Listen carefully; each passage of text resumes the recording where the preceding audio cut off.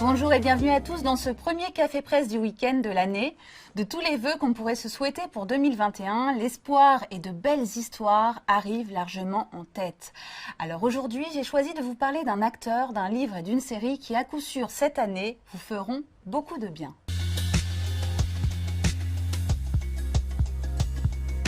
On commence avec l'acteur Alex Lutz à la une d'un numéro de Télérama placé sous le signe de l'espoir. Quel choix judicieux que d'ouvrir cette édition avec cet artiste polymorphe qui nous fait rire, nous émeut et nous épate par son aptitude à si bien capter la nature humaine. Cette année, il sera à l'affiche de 5e set de Quentin Raynaud, dont la sortie est décalée en raison des restrictions sanitaires. Il y campe un joueur de tennis de retour sur la terre battue de Roland-Garros et manifestement, il y est encore une fois excellent.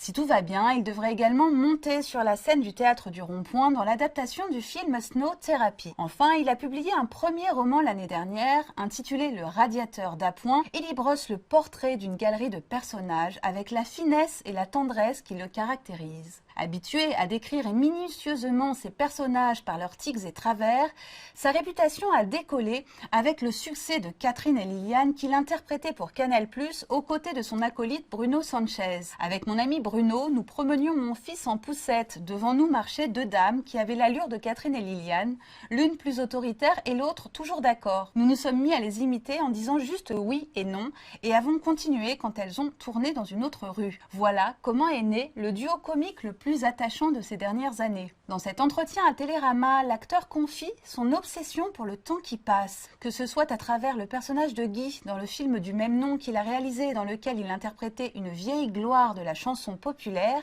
ou dans 5e set où il joue le rôle d'un tennisman sur le retour.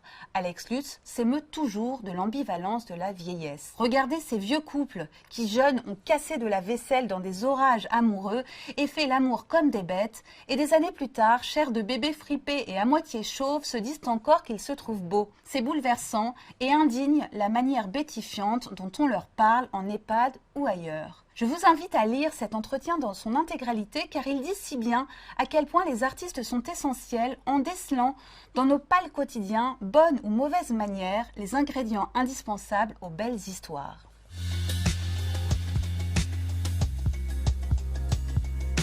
On continue avec une autre belle histoire. Âgée de 43 ans, l'âge qu'avait Romy Schneider au moment de sa disparition, Sarah Biasini évoque dans La beauté du ciel le souvenir de sa mère, mais également sa fille Anna, dont la naissance semble étrangement liée à son iconique grand-mère. Un événement va précipiter l'écriture de ce premier roman. Le 1er mai 2017, la tombe où repose Romy Schneider et son fils David est profanée.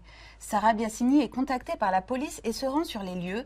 Elle raconte au magazine Elle qu'il s'agit d'un moment très fort. C'était comme un petit enterrement privé. J'ai eu l'impression de faire mon devoir de fille. À la fin, j'ai sorti mon carnet de chèques pour payer les frais.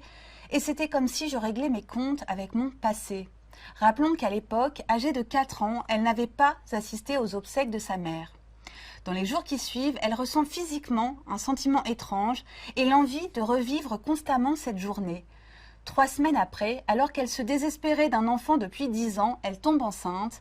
Dans son livre, elle écrit « Le laps de temps entre ces 2 journées profanation-procréation ne peut qu'exciter mes croyances, mes pensées magiques. Sans contraceptif depuis 10 ans, c'est maintenant que ça marche. Y aurait-il une cause et un effet? Future chérie, dis merci à ta grand-mère. » Une belle histoire et un bel exemple de ce que le psychanalyste Carl Jung aurait volontiers qualifié de synchronicité, ce genre d'heureuse ou étonnante coïncidence qui survient pour nous adresser un message.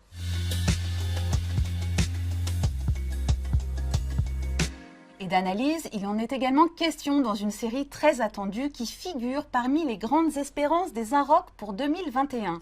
Avec En thérapie, le couple Toledano-Nakache propose une interprétation de la grande série israélienne Betty Pool, placée cette fois dans le contexte des attentats de 2015. 35 épisodes qui parviennent, selon l'hebdomadaire culturel, à scanner la société. Dans le rôle du psy, Frédéric Pierrot, du psy, Carole Bouquet, et Pio Marmaille, Reda Kateb ou Mélanie Thierry, série dans le rôle des patients qui tour à tour viennent consulter. La série a beau avoir été imaginée après le 13 novembre, les Inrocks notent à quel point elle tombe à pic dans un pays traumatisé par le Covid et ses suites, où les pathologies mentales augmentent en flèche.